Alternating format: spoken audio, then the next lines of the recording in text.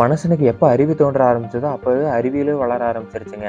அவன் பார்க்குறதெல்லாம் கேள்வி கேட்க ஆரம்பிச்சான். வானம் ஏன் நீல கலர்ல இருக்குது? அது ஏன் சுத்தி இருக்குது? புல்லு ஏன் பச்சை கலர்ல இருக்குது? இங்க ஏன் ஆறு ஓடிட்டுருக்கு? மலை ஏன் இவ்ளோ பெருசா இருக்குது? பள்ளமா வேற இருக்குது சில இடத்துல. அப்படின்ற மாரி அவனுக்கு தெரியாததெல்லாம் கேள்வியா கேட்கணும்னு தோண ஆரம்பிச்சிருக்கு. ஸோ அந்த கேள்விய தேடி அவன் விடைய கண்டுபிடிக்க போக ஆரம்பிச்சான்.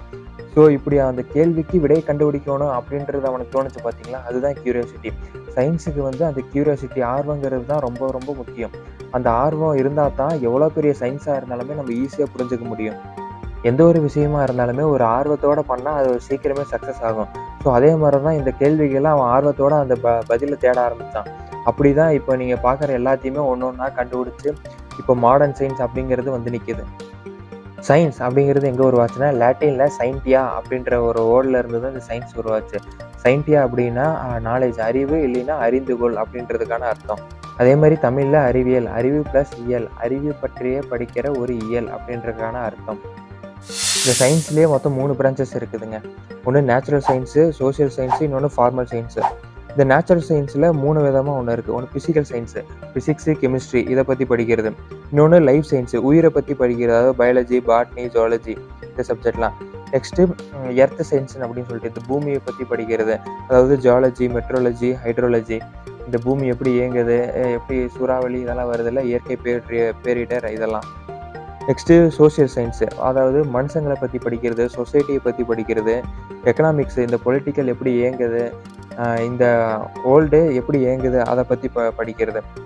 இன்னொன்னு ஃபார்மல் சயின்ஸு. இதில தான் மேத்தமேட்டிக்ஸு, லாஜிக்ஸு, கம்ப்யூட்டர் சயின்ஸு, இந்த டேட்டா சயின்ஸ் இதெல்லாமே வரும்.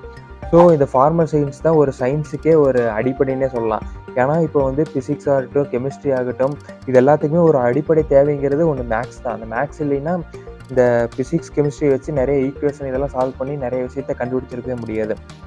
ஸோ இதுக்கு எல்லாமே ஒரு மேத்ஸ் அப்படின்னு சொல்ற அந்த ஃபார்மல் சயின்ஸ் தான் ஒரு அடிப்படையாவே இருக்குது உதவியா. ஒரு விஷயத்த வந்து நம்ம தவறா புரிஞ்சுக்காம சரியா புரிஞ்சுக்கிறதுக்கோசரம் சயின்டிஃபிக் மெத்தட் அப்படின்னு சொல்லிட்டு ஒண்ணு இருக்கு. அது மூலமா நம்ம வந்து இந்த விஷயம் இப்படிதான் நடக்குது, இந்த செயல் இதனால தான் நடக்குது அப்படிங்கிறத வந்து நம்ம வந்து சரியா புரிஞ்சுக்கலாம். ஸோ அதுதான் சயின்டிஃபிக் மெத்தட். முதல்ல வந்து நம்ம ஒண்ண பார்க்குறோம். அத வந்து அப்சர்வ் பண்றோம். அத அப்சர்வ் பண்ண உடனே நம்மளுக்குள்ள நெறைய கொஸ்டின்ஸ்லாம் வரும். ஸோ அந்த கொஸ்டினுக்கான விடைய வந்து நம்ப ஏற்கனவே யாராவது இத பத்தி எழுதியிருக்காங்களா?